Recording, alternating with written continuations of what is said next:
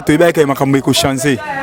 mais juste là tisco makambo ezo changer te to mona ka continuité ya président Kabila ndezo salama bamba okata ba connexion zo continuer kaka to baki to che fin na makambo ya président Kabila to continue na deuxième makambo ya président Fachi mais changement zate donc continuité ya président Kabila ezo continuer kaka parce que makambo eleka na tango Kabila mine nenda azaki en tête na makambo oyo mais yé pas yoko bandela ka makambo oyo donc makambo ngo to changer ka te donc tout ça ngelo rawoloba tu voulais que non à époque à Fatio bablo ozana ninga Kabila kuna tout au monde en côté or donc bah même événement bah même blo oyo donc aussi bisa qui n'attend Kabila tout le monde en kana mitu continue donc c'est la continuité si les lobos attends à la télé que la même mène des sous marambisa boy la même mène dans nos quatre internet dans nos quatre connexions mais tu comprends peut-être le 16 janvier boy ba quatre connexions depuis ton connexion exatée tu es habitué par rapport à marche à Faoul le lobby le 17 tu es habitué mais attends marche à Faoul a opposé au tir opposé yemo pe Félix Mokonzamboka ba maramba bande hôtel mais les lopé lisusu il pas comme pour ça là internet depuis ton connexion exatée bakati sur tolo banini tanga kaleza ki o menda kati nepe mona mboka mokomando telemela lelo akati na raison nini bato na mintu to pénaliser bato be fois ba mbongo ba mbebele pour na connexion siko mo transfert ba mbebele salima ezate pour connexion ezate Jolino Makelele donc ninga zana aiba ke biso to ba congolais biso to ba congolais on a droit information nyonso on a droit to eba nyonso o elera na mboka o na robombana ne libanda donc on a droit to za libre na mboka na biso afungula biso connexion atika ba communication ba saba na bango ba saba peine ba onde ba lingi to vivre à l'aise to na démocratie muto pénaliser mutu azate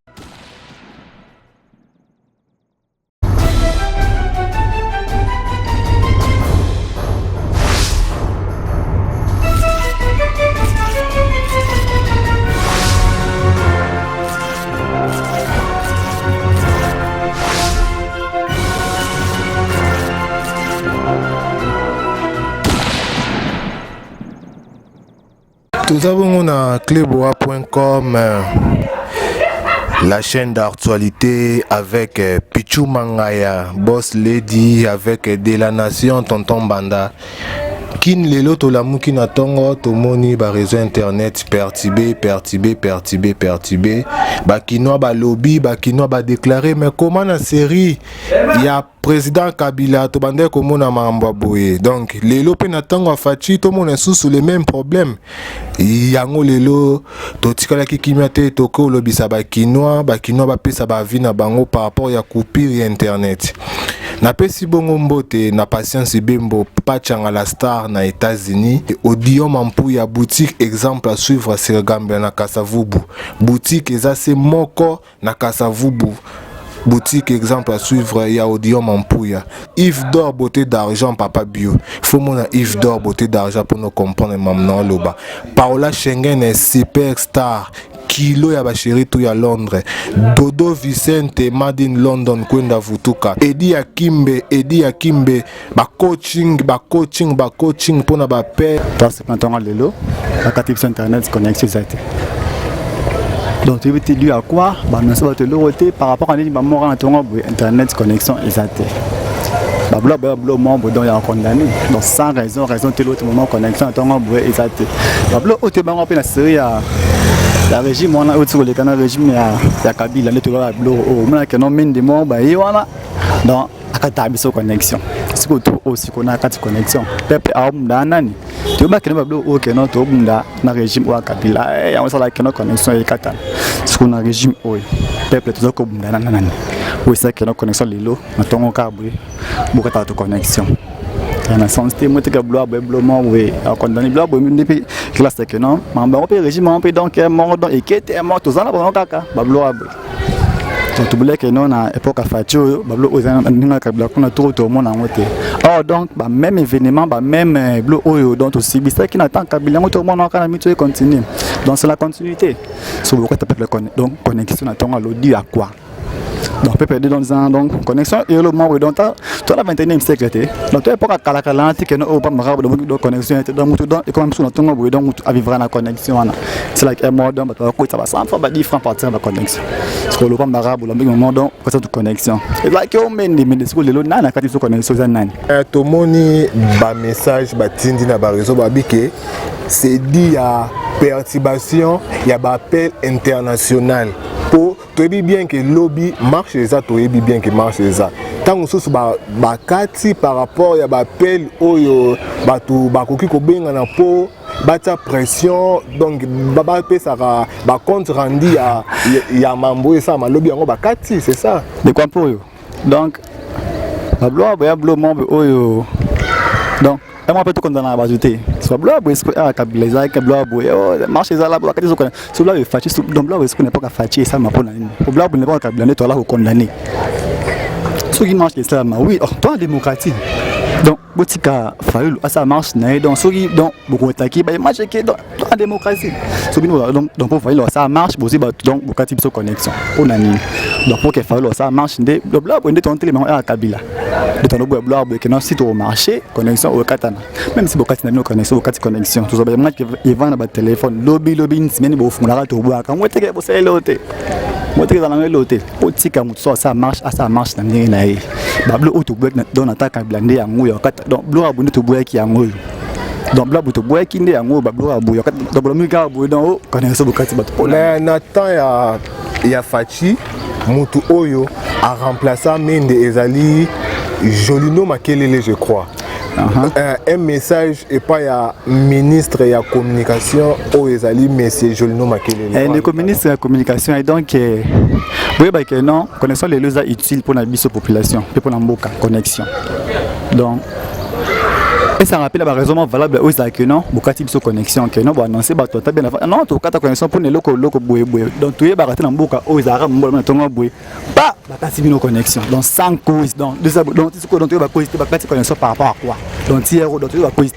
donc le mora sans cause moment de connexion bokati de connexion et ça la raté blog ça la makana Congo nulle part ailleurs et ça la makana mboka na biso oyo donc auto condamné donc auto boki na tant kabila yango ezonga biso na batan oyo donc auto boyaki donc bokati de connexion sans cause aussi banté pour la ligne donc soit disant pour la marche donc pour la marche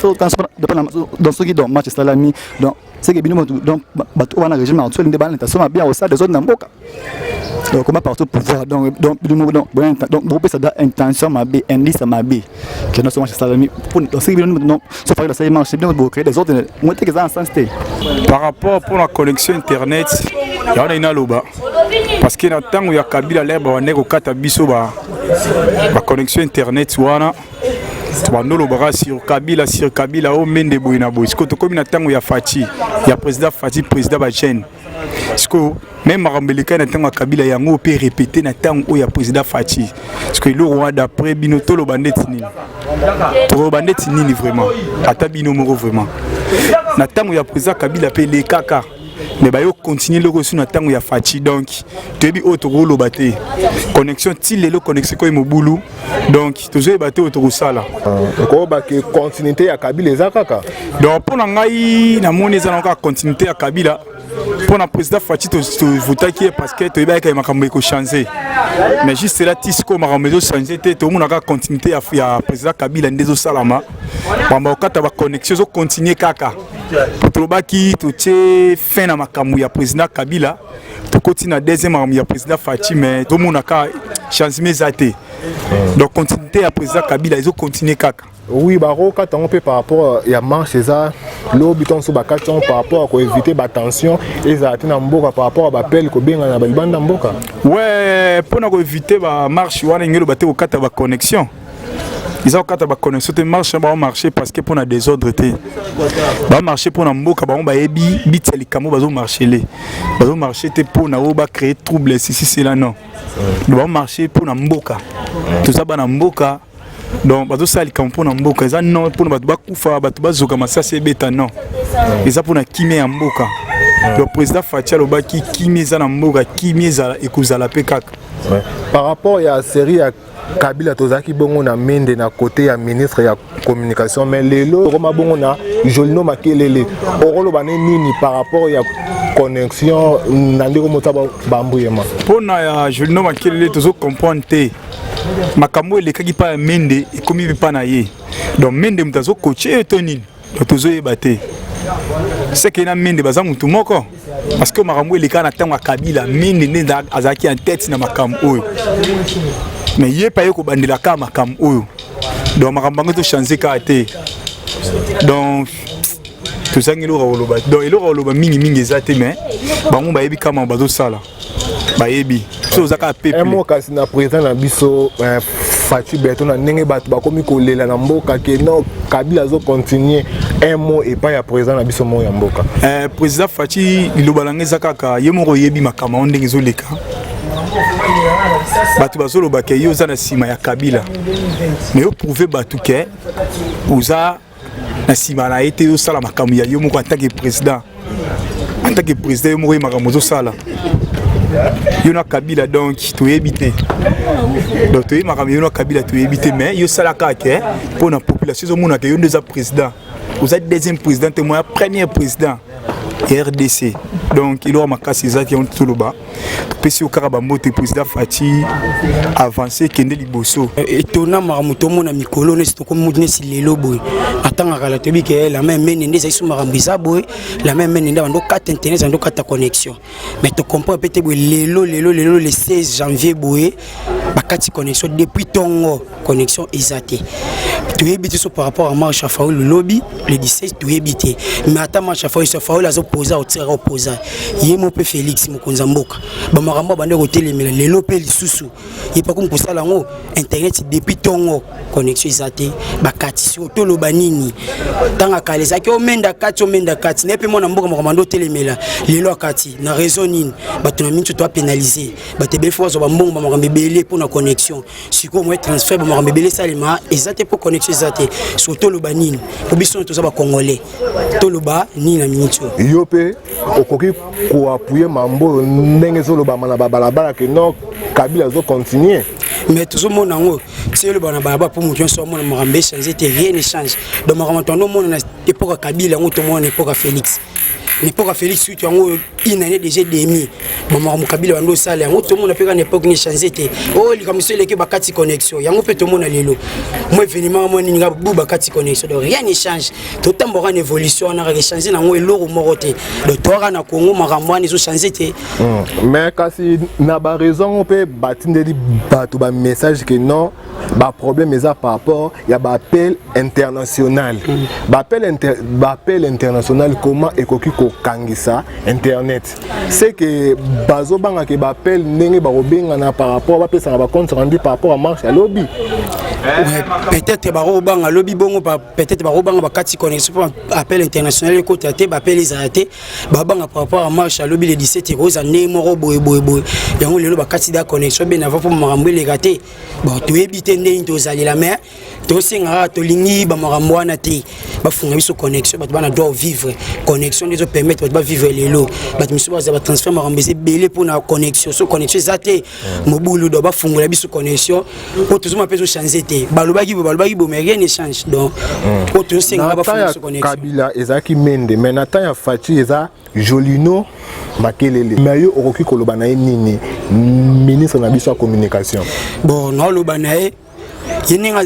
Jolino Makelele donc ninga zana aiba ke biso to za ba congolais biso to ba congolais to na droit information nyonso to na droit to eba nyonso o elera na mboka o na robombana ne libanda donc to na droit to za libre na mboka na biso afungula biso connexion atika ba communication ba saba na bango ba saba peine ba onde ba lingi to vivre à l'aise to na démocratie muto pénaliser mutu azate ouais par rapport ya Fachi Beton oro bana président nini par rapport marambo to komi ko vivre na balabala bato ba komi ko kota et doute au bana nini président na biso par rapport à ma Fachi Beton ni mo razomon mana ba conscience na ba te belé tie kasi ne ba kati connexion au courant te ba ko kata connexion ça tout fois que président za au courant te do ba kati connexion président za ko courant que connexion ba kati pour moi on peut ça mais pas na bango kuna fait ça na connexion donc ti ba kati boye azo courant makambo eleki donc nazo singa na ekaka afungula makambo azala leza afungula makambo